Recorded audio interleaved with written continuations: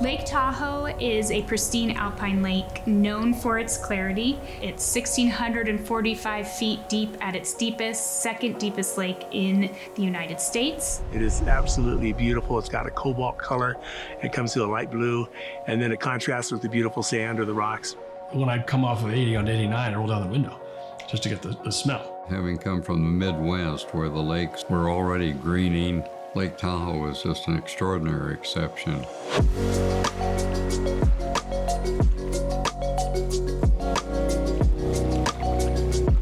The first thing anybody notices about this water is how clear it is.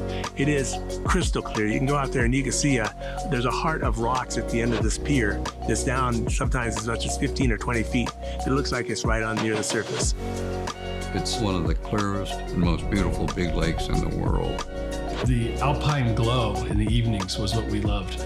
My dad used to talk about that. So yeah, it's a special place. It's still the same, but it's just gotten more crowded. But it's still a beautiful lake, and that's why we're doing the work that we're doing, is to try to preserve it as best we can.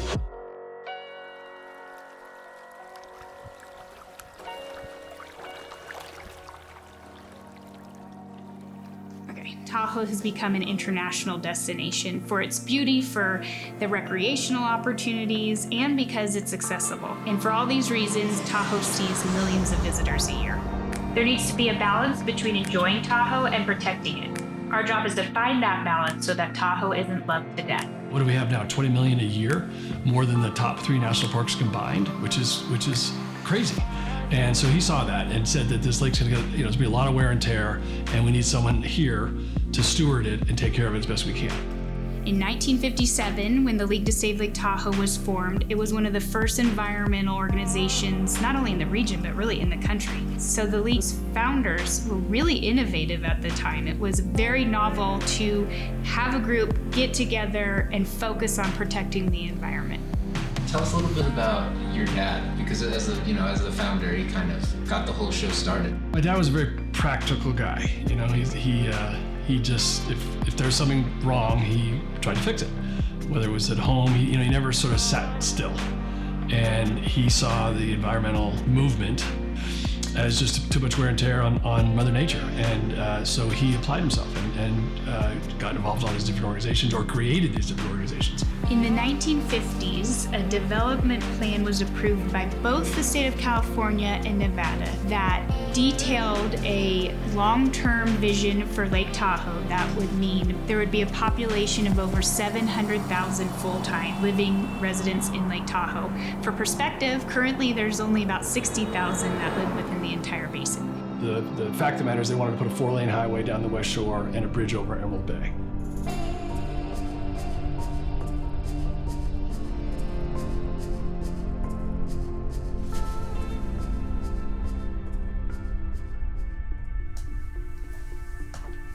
Have I destroyed that mic in any way? Thanks to the League to Save Lake Tahoe, conservation efforts were mobilized to prevent this huge construction operation across Emerald Bay, which would have ruined the beauty of it, and the lake would never have been the same following.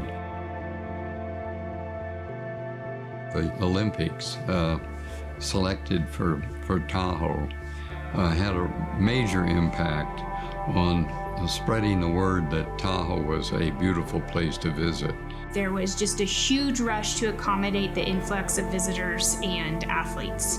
And during that time, in a very rapid period, a ton of accommodations and infrastructure was built. And there really wasn't any thought on how that infrastructure would impact the environment.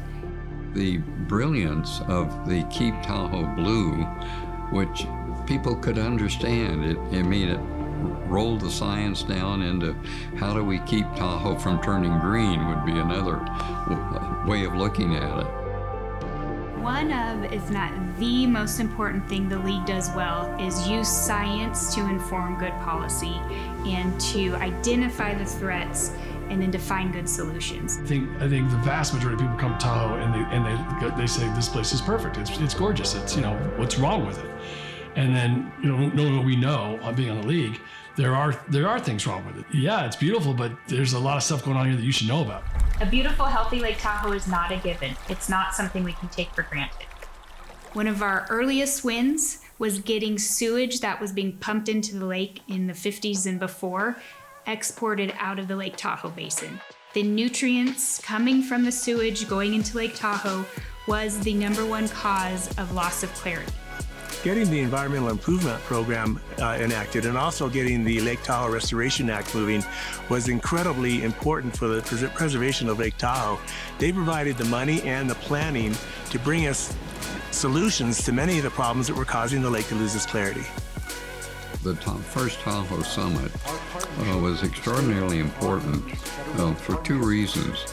To have a president and a vice president out on a boat for an hour to look at the science that we were doing was extraordinary. Never happened before, may never happen again.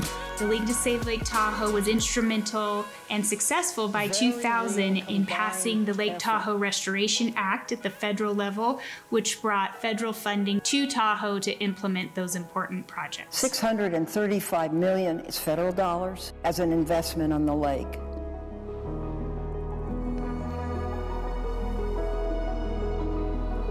So if you were to fly over the Tahoe Keys today, you would see these two dark tendrils of aquatic invasive species coming out, and it's like a horror movie. And our job is to get ahead of that.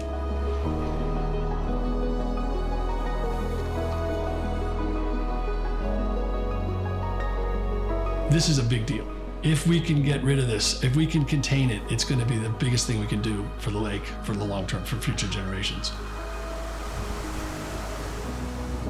Fire is an enormous threat to Tahoe. We were very lucky with the last fire that it didn't continue in and destroy the basins for us. In so doing, it would have created enormous future erosion. It would have changed Tahoe forever. Climate change is the #1 impact facing Lake Tahoe today, and it accelerates every other threat facing the lake. We are focused on making sure the lake is resilient in the face of these impacts.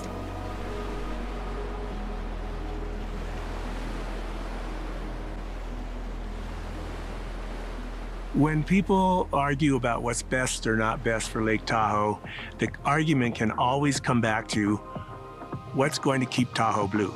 It's still one of the clearest and most beautiful big lakes in the world.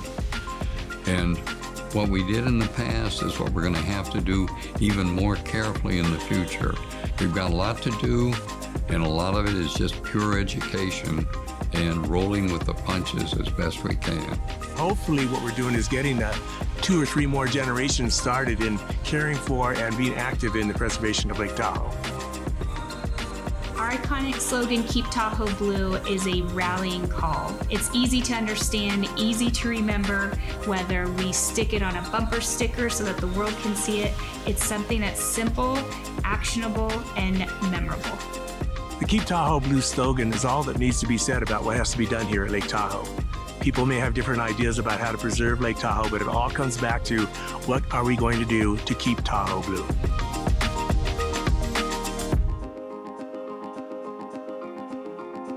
If you love Lake Tahoe, there are so many ways that you could help keep Tahoe blue, and that's the opportunities that we provide for you. We've had 65 years to learn how to be successful in protecting the lake, and we want you to join us.